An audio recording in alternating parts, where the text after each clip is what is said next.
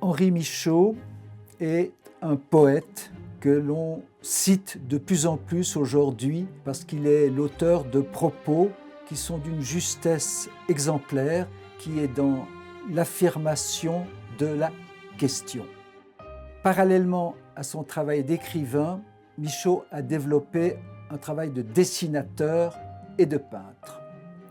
Ceci pour se déconditionner, pour échapper au verbal et laisser l'énergie du geste dessinant, écrivant, se développer librement.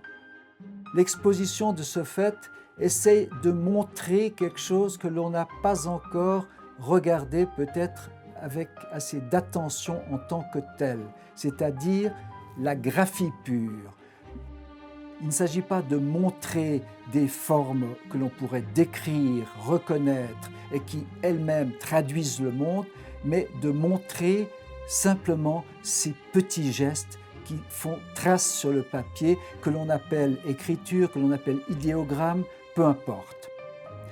Michaux, quand il dessinait, a souvent remarqué que très spontanément, des visages apparaissaient, des formes dotées d'un regard, d'un nez, d'une bouche, d'une forme de la tête.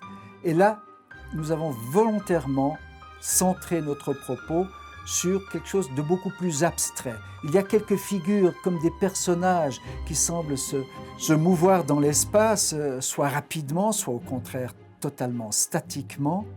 Et ces personnages nous ont paru toujours liés à l'écriture. Michaux écrit cela. « J'eusse voulu que mes tracés fussent signes, non pas tant des incidents de la vie que de la marche de la vie, du phrasé de la vie. Il les fallait souples, déformables, sinueux et pleins d'évidence autant que de mystère. En somme, plutôt une musique accompagnatrice, signifiant à voir, non à entendre. » Et dans l'exposition, l'on voit justement des partitions de cette musique qu'il faut entendre, c'est-à-dire ce sont des formes qui sont signifiantes à voir.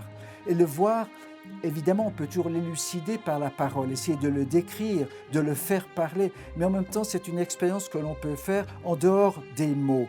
Et c'est ce à quoi visait sans cesse Michaux quand il était dessinateur ou peintre.